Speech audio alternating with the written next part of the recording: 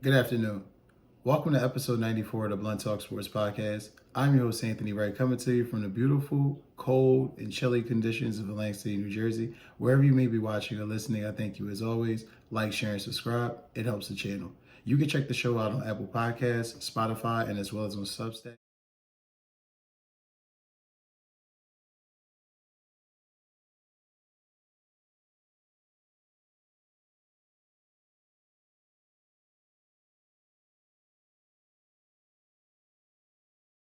And now also on Podbean and Trovo. Check us out.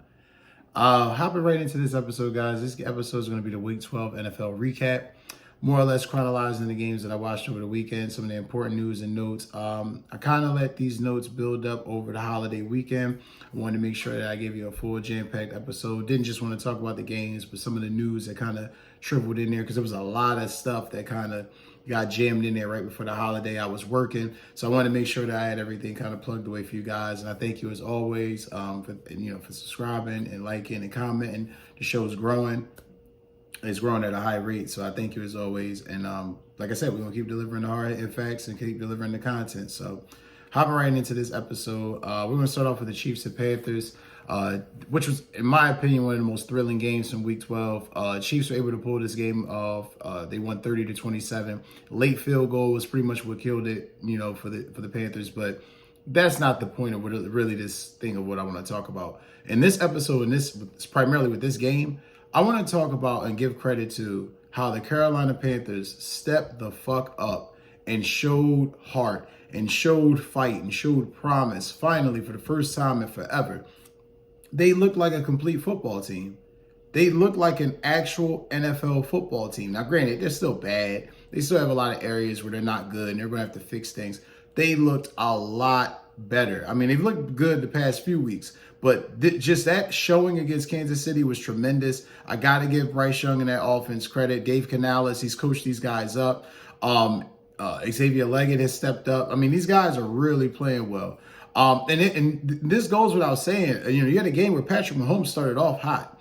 He was finding, he was carving up the Panthers defense early, but you clearly see that the Chiefs defense was being tested. And I'll touch on that in a second.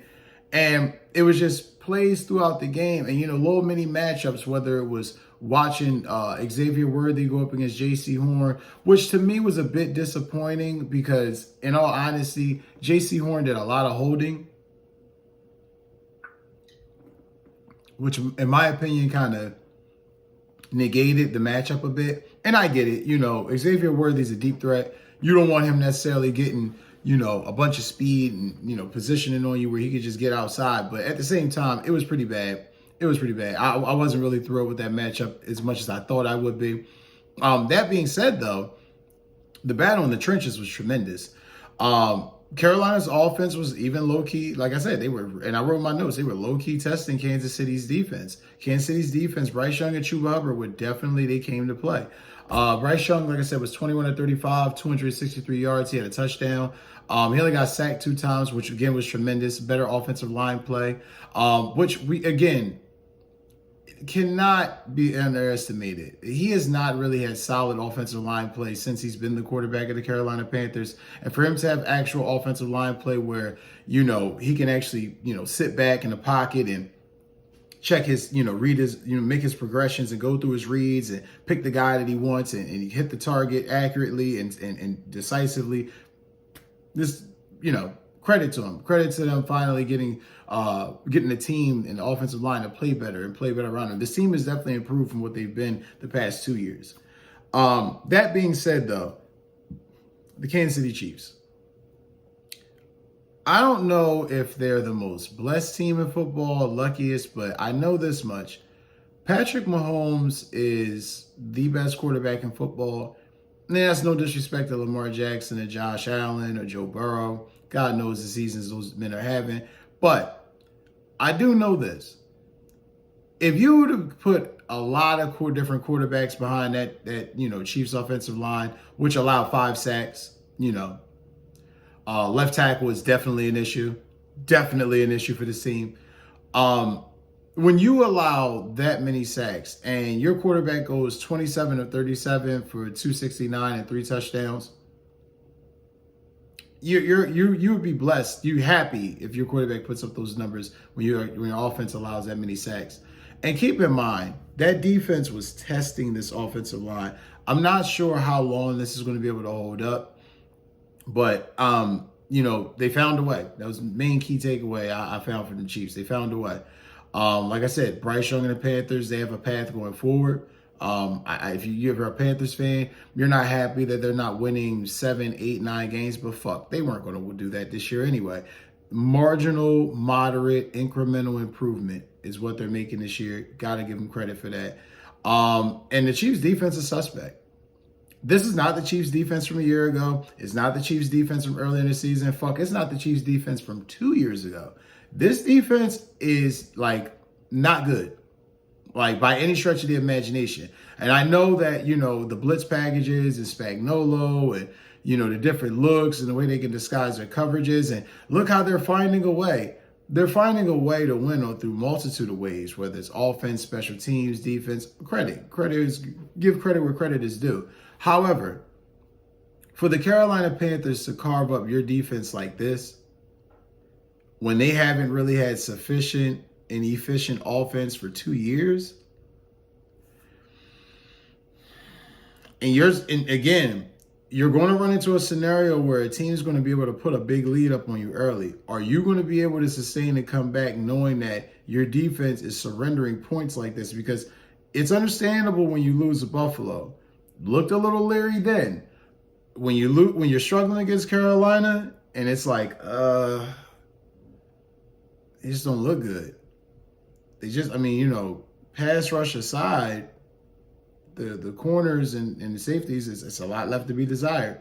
And we knew this was going to happen. A team makes Super Bowl this many times. They got great players on their roster. They're going to lose guys at some point. However, the fact is, the holes are starting to become enormous to the point where it's like, are you going to be able to stop this water from flooding in before we get late in the playoffs? Because I do think, in all honesty, I do think the Chiefs are more than likely going to represent the AFC in the Super Bowl this year. However, these are serious issues that have to get addressed. I'll touch on the game on Black Friday as well, what I saw against the Raiders, but there's a lot to be addressed from this. And they got problems, and they got to figure it out quick because your younger players aren't developing as fast as you wanted. Your older players, whether it's Trav or D-Hop, they have their moments and their games, but it's not as consistent as you need. It's getting real.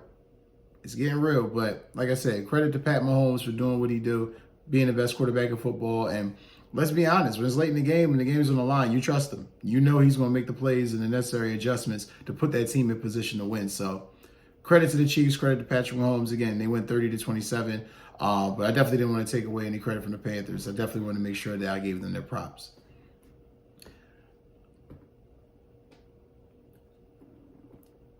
Having said that, we'll hop into a good old NFC East game here from Week 12. Will be the Washington Commanders and Dallas Cowboys. This game was boring as shit until the fourth quarter, so I'm just going to speed along up until that point. You had Aubrey missing field goals, Jaden Daniels looking hot, and then Robinson getting injured at running back, and then the offense kind of just becoming real fucking stagnant. It goes without saying, though, this is one of those games where it reminds you, special teams are one of those phases of the game where people forget. People don't think of it as being a glamorous position, a kick returner or a punt returner or special teams gunner or a guy, just playing a position on special teams, period. It's something that doesn't really get talked about like that. It kind of gets remissed. However, that being said, this is the reason why the Dallas Cowboys win the game, special teams. Washington has problems. Washington special teams is what cost them this game. I know that, a lot of people are going to harp on, they got the late touchdown with Terry McLaurin and they were in position. And yeah, they were in position. But let's be honest, they should have beaten this team pretty soundly, going into the fact that this team was struggling mightily against efficient offenses that could run the ball. One of the worst defensive units. I get it. Micah Parsons was out. Micah Parsons came back in the Philly game. Keep this in mind. He came back in the Philly game. He had 2 sacks in that game. So, this defense had played incrementally better, but not to the point where you're like, okay, substantially enough where, they're going to, snuff this Washington offense out. Cliff Kingsbury's not making adjustments. He's not making the necessary adjustments. You traded for Marshawn Lattimore. He has yet to play. I don't know what the fuck is going on there. Is that a move for next year? More than likely. However, you would kind of hope that you would get some play out of him this year. So don't really know where that's going. Shout out to Kevontae Turpin for the big, punt return, kick return, and then for Terry McLaurin, to catch that pass, take it to the house. And for that kicker to miss that field goal, like I said, Washington's got real problems. They're exposed now. The tape is out. You snuff them out in the running game, they're very limited in what they can do. And I mean, to give you, the facts here, just give you some numbers. I mean, it was, like I said, it was pretty damn bad watching it. You couldn't believe how inefficient their offense has become over the past few weeks. Here we go. Running game, running attack, 25 carries, 145 yards. Your leading rusher was Jaden Daniels, and he was destroying the Dallas defense. And I liked what Cliff Kingsbury's approach was as far as having Jaden Daniels run. We saw Lamar Jackson do it. We saw Jalen Hurts do it. We've seen a plethora of mobile quarterbacks destroy the Dallas Cowboys defense this year. However, that being said, when your leading rusher is your quarterback and, next guy after that is 22 yards rushing, 2 guys combined, a piece, excuse me. I mean, it's not good. It's not good. Shout out to Rico Dowdle, who's been putting it together a smooth couple of weeks of running the football. He had 19 carries for 86 yards. Played well on Thanksgiving. Like I said, I'll touch on that in that episode. But, Cooper Rush definitely played efficient, better football, 24-32, 247 yards. He had 2 touchdowns. That being said, Jaden Daniels as well, 225 for 38, 275, 2 touchdowns, 2 interceptions. Bad interceptions, but keep in mind, those passing attempts are way too high for Jaden Daniels. You don't really have the offensive pieces for him to be throwing 40 times a game. So you got to really run the ball more effectively. Running it 25 and throwing it 40 is not really an effective measure for the Washington Commanders. It's one of the reasons why they've been struggling throughout this recent losing streak. And it's one of the reasons why I feel like if they make the playoffs or if they don't, because let's be honest, now that they've allowed Dallas to beat them, if they continue their losing streak, Dallas will usurp them. That, again, has a lot to play in there. I don't think Dallas is even going to do that. But, again, that being said, Washington is going to have to play tight the rest of the way now. They're 7-5. They controlled their destiny. They're 4-2 at home. That was their second loss at home. So they got some things playing in their favor. But make no mistake, they lose another game, they're cooked. They're cooked, and their fate is no longer in their hands at that point. So, like I said, got to give a shout out to the Cowboys. They won 34-26 over the Washington Commanders. And then also, too, third down percentage. I mean, Washington was so bad on third down. It was fucking disgusting. I mean, like, you cannot beat, fuck the Cowboys. You can't beat any team not being effective on third down. I mean, literally, I'm looking here at the stats. Third down efficiency, 4 of 12. You were 4 of 12 on third down. And Dallas was 2 of 11. So it just shows you how ineffective, Washington has been. They're going to have to address things. They're going to have to address this. I don't know how quickly this is going to be for them. The turnaround is going to be. We know Jaden Daniels has been dealing with an injury, but the offense looks stagnant and soft. And they're going to have to address shit. We're going to hop into the Buccaneers and Giants. And I'm going to make this one very quick because make no mistake about it, this was a ass whooping, a fucking beatdown from beginning to end. The Buccaneers came in there like the Giants owed them money, and they made sure they got every penny that was owed to them.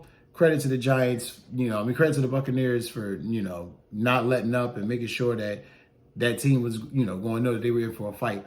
And yeah, the Giants are fucking soft. They are. They've quit. They realize now that it's no longer about winning for them. It's about trying to, keep people entertained and trying to, just weather the storm into the end of the year. They're 2-9, 0-6 at home, have not won a fucking game at home. We're talking about literally the season almost being over, and they have not won a home game. So that goes into itself right there. Once Tampa jumped out to an early lead, they stayed on them. Baker Mayfield was hilarious with the whole, Tommy DeVito, get the money thing. And yeah, it was funny, And then you got, Tracy Jr. fumbling and red zone turnovers at that. It's just, it's so bad for the Giants where you're watching them play and you're like, damn, can you just, it's almost like it's like having an old dog that you love, and he's gotten mange and, he's starting to become crippled and you don't want to watch him, die in front of you. So, the only main thing to do is probably take him out to the woods. That's where the Giants are at this year. Take me out to the woods, back of the head, put me out of my misery because they're fucking garbage. They're fucking garbage. I completely feel how Malik Neighbors feels. I don't get why you would tell a guy, to help be a part of the offense and help do all these things. You drafted him high to not give him the football, which is even more insane in itself. But again, this is going to lead to one of the reasons why Brian Daboll will be fired. And they're a horrible team. That's my main takeaway from this game. The Giants are a horrible team. And they'll be picking more than likely a quarterback high in the draft, if not a lineman. They definitely need to pick one of the two.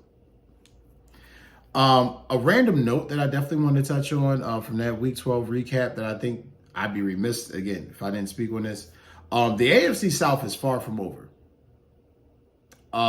With the Texans losing to the Titans the way that they did and the manner they did, and the score was 32-27, but make no mistake, the Texans were beating the fuck down. They let somebody walk into their building, bring the fight to them, and punch them in the fucking mouth and draw blood and walk out with a W. There's no way in hell you could have told me I would have thought Will Levis and that team would have won that game, that Tony Pollard would have went off the way he did. Tony Pollard had 24 carries for 119 yards. Where is that Texans defense? Hold on now. Will Levis, 18-24, 2 touchdowns, 278 yards, 1 interception. This man was sacked 8 times. CJ Stroud has looked inefficient, y'all. He has looked inefficient. Sophomore slump, call it what it is. He's not looked right.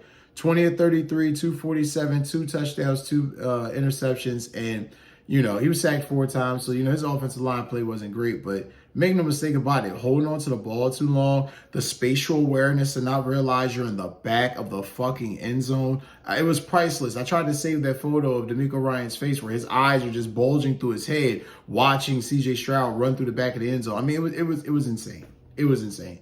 Like I said, credit to the Titans for bringing the fight to the Texans. Not winning the division, but just not allowing this team to just dominate them. Calvin Ridley showed up 5 receptions for 93 yards. This goes without saying too. With the Texans, it's become very evident. If we could take away that running game, they are not really a good team.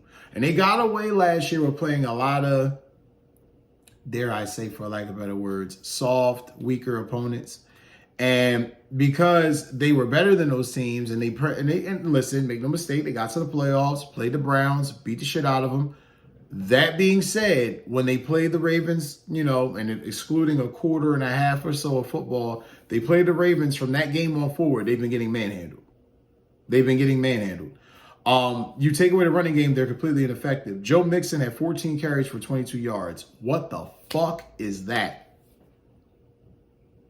You ran the ball. Let's be real. CJ Stroud had 3 runs for 18 yards. So, it's a couple scrambles in there. So, essentially, you ran the ball 17 times and threw it 33 times. That's not going to get it done. This team has to run the ball to keep defenses honest. You don't have Stephon Diggs anymore. You don't have some of the offensive threats that you may have had early in the year. You got Nico Collins back, who had 5 for 92 and a touchdown. Tank Dell was, efficient, 3 for 72. Outside of that, you didn't really get any of much production. Dalton Schultz, a couple catches. Robert Woods, nothing. 1 for 8 yards. It's got to be more. And it's got to be better decision-making from C.J. Stroud if this team's going to have any fucking chance of being effective or competing in the AFC. Because I'm going to be honest with you, more than likely, they're looking like a one and done. They're going to barely win this division, and then they're going to be one and done. It's weird. It's definitely weird, but I kind of expected this because if you guys have been paying attention or watching it, you notice how C.J. Stroud is going through that sophomore slump, and now Bryce Young is kind of, you see him starting to make a turn because he was going through the slump in his rookie season. It's all about growth, coaching, and how you are receptive to the information that's being delivered to you. But needless to say, sophomore slump, whatever the fuck you want to call it, their offense isn't playing well. C.J. Stroud's decision making hasn't been great, and the defense has not played up to snuff to where they're holding opponents. I mean, hell, look how they lost the Lions game. This team is struggling. So that, in my opinion, the AFC South is still open. Hopping right into this other game, which also brought very much delight and a big smile to my face. Very, very big smile to my face was the Green Bay Packers playing the San Francisco 49ers. Now, I know a lot of y'all, I'm not going to waste too much time on this game. I know y'all are going to say, hey, Ant, what the fuck, bro? I mean, damn, that was their backups they was playing. In the words, like I said, I'll have Keyshawn Nixon's comments posted here so you can see it. I don't want to hear that as no fucking excuse. Kyle Shanahan is an offensive genius. He puts together all these great rosters, all these great attributes and things, and yet and still, for some reason, he has no depth. And why does he not have depth? Oh, I can answer. Because he doesn't have any fucking draft picks. Because he blew him on Trey Lance. He blew him on other players, older talent that has done nothing for him. Remember Emmanuel Sanders? Draft pick wasted. Remember, I mean, come on, guys. Come on, y'all. We have let this man escape. He has gotten away with fucking this roster up, getting rid of draft picks. Well, it's win now, win now. Still hasn't won yet. Win now, win now. Still hasn't won yet. But we're going to get rid of these draft picks that are going to help us in the future. So that way, well, it doesn't matter because he's got Ricky Pearsall and he's got all these guys. Guys, you have to have a draft order, right? You need at least, you figure, right? Minimum 6 picks. You really would like to have 8, somewhere between 8 to 13, 8 to 14. So that way you got more selection. But, minimum 6 to 8. When you think about the fact that they've had 4 draft picks, 5 draft picks here and there the past couple of years, and they've captured so well on the depth of their late draft picks. Yeah, because he's traded the top fucking picks away. They're still paying for Trey Lance, who's no longer fucking there. He's in Dallas. And all they recouped for Trey Lance was a 4th round pick. Kyle Shanahan has to wear this. But make no mistake, John Lynch is culpable too. I don't hear anybody mention his name because, Kyle gets all the credit. John Shanahan is the GM. He wears the identity of this shit. He has to. He's definitely culpable for the failures of this. They have no depth. To lose 38-10, an ass whipping. You got bullied, bitched, and punked. Whatever fucking term you want to use, it happened for the San Francisco 49ers on that day. You can argue with the refs, Kyle. You can yell. You can get, bombastic. Whatever you want to do, the point is you didn't have this team prepared. This team doesn't have the depth that they need, and they're going to lose more games. And I'm going to be honest with you. Fuck just this game. Looking at their next lineup of games, let's just look at their next set of games. Bills, Bears, Rams, Dolphins, Lions. They're going to win probably 2 of those games. I don't see this team making the playoffs. And I'm going to renege on what I said. I'm going to stand here and say it. Call me out for it. I don't give a fuck. I thought this team was honestly going to make the playoffs. I thought maybe at the worst they're going to get knocked out in the divisional round. There is no way in hell Brock Purdy having shoulder issues, Bosa's not playing, Trent Williams is not playing. You got guys missing key segments of the season, and this is every year for the 49ers. Excluding last year, excluding 3 years ago prior to that, 3 or 4 years prior to that. Every year they're missing guys at this point in the season. So it doesn't shock me. It doesn't really. But again, shout out to Green Bay for beating the pure unadulterated dog shit out of them.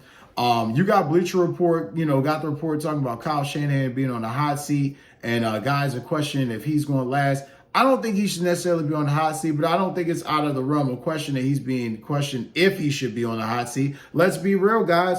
Excluding maybe 3 or 4 seasons, he's been terrible. 3 of those years, they've had one of the worst records in football because he doesn't draft well.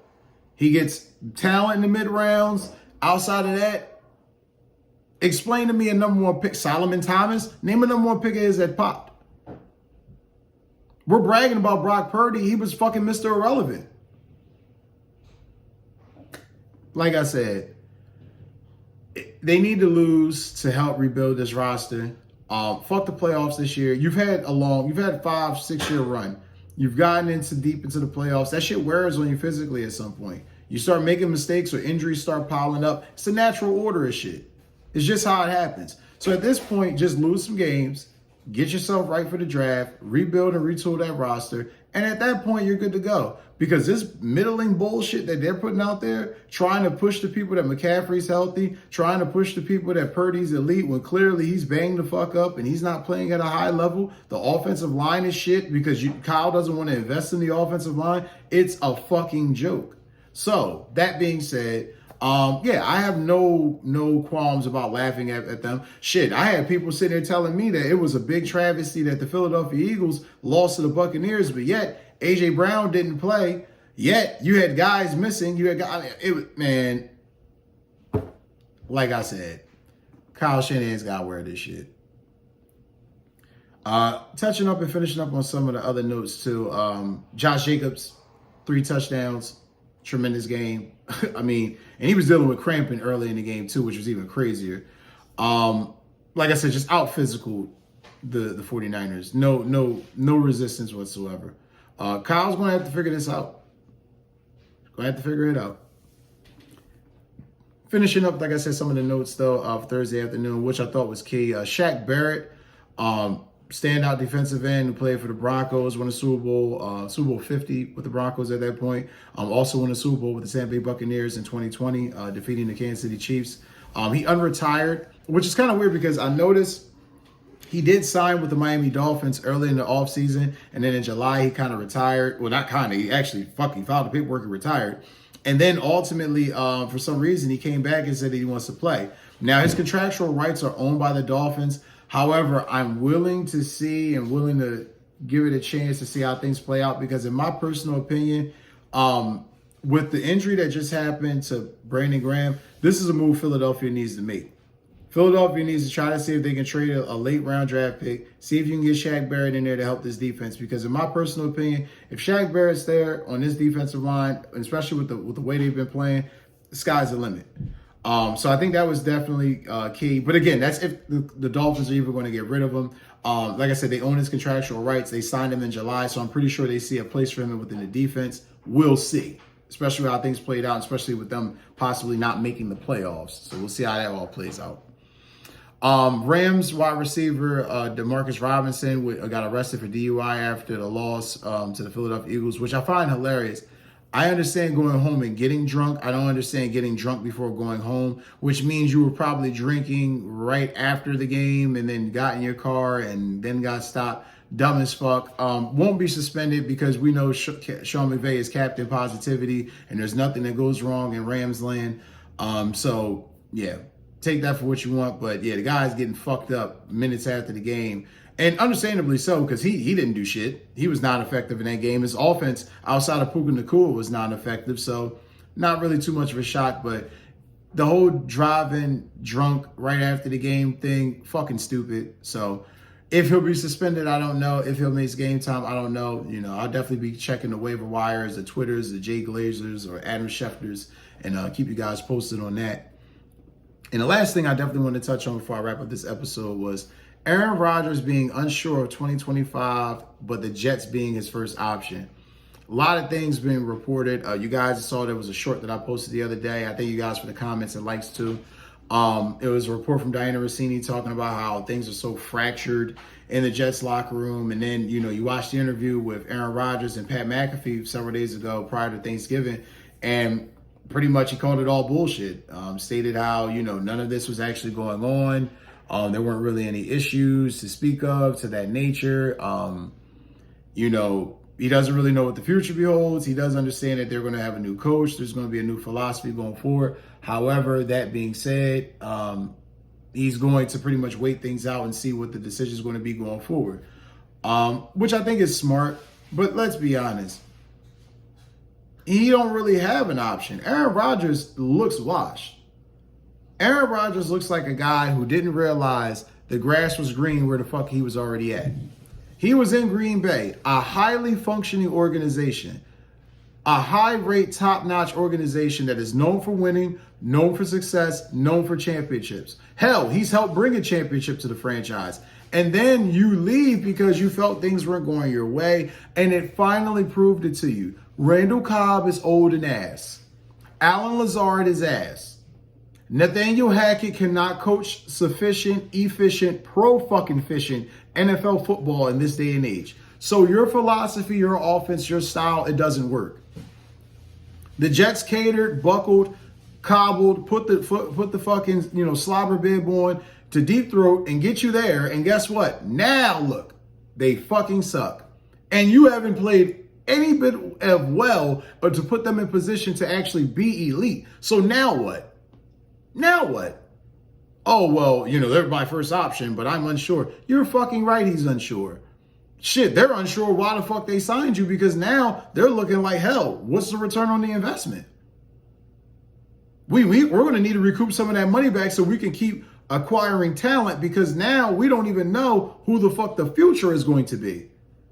There are so many questions with this Jets franchise that they just stupid ass front office, stupid ass ownership, and then you compound that with ineffective football play. I mean, hell, you got Woody Johnson talking about benching Rodgers, after, the loss of the Broncos. You got guys, the coach getting fired, the GM getting fired. I mean, it's a fucking dumpster fire, a nuclear atomic dumpster fire. So what happens to them, what becomes of this, who knows? But I will keep you guys posted as far as updates as they come along, but I just wanted to make sure that I talked about that because Aaron Rodgers definitely called that out and said it was bullshit. There were other people to come out and refute some of those claims, so definitely wanted to make sure I cleared that up. But nonetheless, and I definitely want to wrap up this. Before I wrap up this episode, I want to get into the Monday Night Football game between the Chargers and Ravens. This game, like I said, it was funny because you hear the term ballyhooed so much. Hyperbole thrown around a lot, and I get it. It was the Harbaugh brothers. They really wanted to sell this game and everything, and it was a good game. Don't get me wrong. The referees, in my personal opinion, interfered a little bit too much. Had some horrendous calls going on within this game on both sides. But I definitely want to make sure that I touch on some things. And I said, main key takeaways. The more physical team won this game. Baltimore, like I said, ultimately won 30-23 against the Los Angeles Chargers. But they were definitely the more physical team throughout the game. I felt like that definitely played a factor. It was the first time in a long time since I've seen Jim Harbaugh be a coach where his teams were out physical throughout a football game. I know that he's been giving a lot of love to Quentin Johnson, and I know that he feels like Quentin Johnson is coming along. That was one of the worst games I've seen by Quentin Johnson. 4 targets, 0 receptions. Fucking horrible. He's going to wind up playing himself out of the NFL at this rate. I'm not sure how they don't go after a wide receiver in free agency or the draft in the offseason, but he's definitely going to be going. He's definitely going to be going. Derrick Henry is a fucking monster. 24 carries, 140 yards. Just getting what he wants. I mean, it's just, they had no, I don't think anybody's really had an answer. He's like Saquon Barkley this year. I don't think there's really been an answer for a guy playing at that type of level and rate. But that being said, this guy's playing at an elite level, the fucking monster type level. Just dominant. That's really the word. I want to make sure I check my notes. It was dominant. That's the word I wrote down. He's just playing at a dominant level. And the main last thing I definitely want to touch on, Lamar is definitely the MVP at this point. And there's no disrespect to Derrick Henry or Saquon. I think these guys have had tremendous years. They definitely have made you kind of look back at the running back position with respect and reverence. However, just keep this in mind, y'all. They scored 30. The Ravens scored 30 points. Lamar only threw the ball 22 times. So they're operating off the same philosophy that Philadelphia is doing. We're going to run it more than we throw it. They threw it 22 times, ran it 37 times. 212 rushing yards. Again, remember, like I said, Derrick Henry accounted for 140. So you had Lamar in on the action. You had Justice Hill had 55 yards. I mean, it's a lot to try to defend. It's a lot. That's what's going to make this game against Philadelphia coming up Sunday afternoon very interesting. It's a lot to defend when you're that Ravens offense. There's a lot of things they throw at you, a lot of motions, a lot of switches. But ultimately, they're a running football team. You know, it's a lot of bells and whistles, but that rushing attack is what's going to be key. For the Chargers, you got to give them credit because they stayed in it, but they didn't have continuity. They struggled at times. It really was at times the Justin Herbert show. Again, 4-2 at home after this loss. You're still 7-4, so you still got a chance to make the playoffs. It wasn't the end all be all. However, they're not ready for prime time yet. I think at some point they will be. Chargers. They'll be Baltimore Ravens. You know, jokingly Ravens West with their style of play and how they look, but they're just not ready for prime time yet. Shout out to Lad McConkey. He was definitely out there trying to make plays. Mark Andrews, again, being solid tight end for the Ravens, consistently doing what he does. It was kind of weird, too, because the Ravens defense, they were at first surrendering a lot of yards, and then they were kind of tight. And you kind of saw where they're kind of making a turn where they're playing better defensively. However, you did give up 23 points to the Chargers, where it kind of makes me wonder, okay, Chargers typically average around 21 points, 22 points. It's definitely something there that's exposed within that Ravens defense, you know, flawed, where it's passing game wise. They do a lot of holding, a lot of that pass interference shit was being called that night on Monday Night Football. It's weird, but like I said, the Chargers, they're not ready yet. O-line definitely got out physical. The Ravens are just a better team right now, and the Chargers will definitely be ready. So we'll see how it goes, and we'll see how all that plays out. And going forward, like I said, the Ravens definitely, like I said, that matchup with Philadelphia is definitely going to be something to see.